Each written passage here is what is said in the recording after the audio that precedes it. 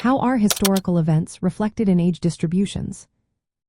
Imagine looking at a population pyramid and seeing a huge bulge in the middle or a narrow base. These shapes tell stories about what happened in history. When big events occur, they change how many babies are born, how many people die, and who moves where. These changes show up clearly in age data over time.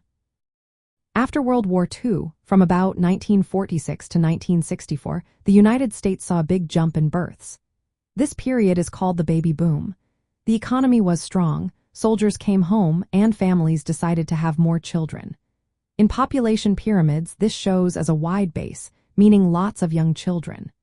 As these children grew older, the bulge moved up into the teenage and adult years, shaping the population for decades. On the other hand, during the Great Depression in the 1930s, many families couldn't afford to have children. Birth rates dropped, and fewer babies were born. When looking at age data later, you see narrower bands in the age groups born during those years.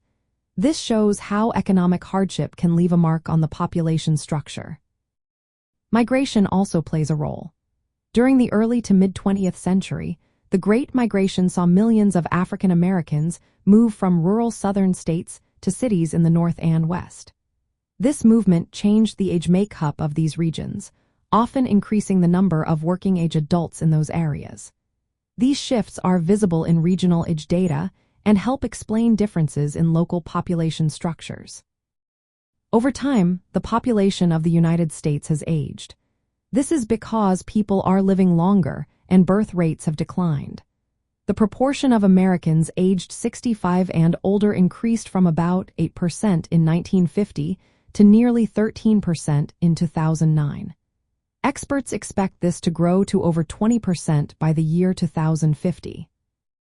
This change reflects better health care, social programs, and family-size choices made after earlier high fertility periods. Technological and economic shifts also influence age patterns. From the 1800s to 1940, the country moved from rural, high-fertility communities to urban, lower fertility ones. As wages increased and child labor became less necessary, families chose to have fewer children. These changes show up as smaller cohorts in later years. Understanding how historical events shape age data helps with planning for schools, hospitals, and retirement programs. Knowing the size of different age groups guides decisions about resources and services. For example, a growing number of older adults means more need for health care and retirement support. Recognizing past migration and birth trends helps predict future population changes, guiding infrastructure and economic plans. In short, big events like wars, economic crises, and migration leave clear marks on the age makeup of the population. These marks are visible in the shape and size of age groups over time. They help us see how history influences who we are today and how we plan for tomorrow.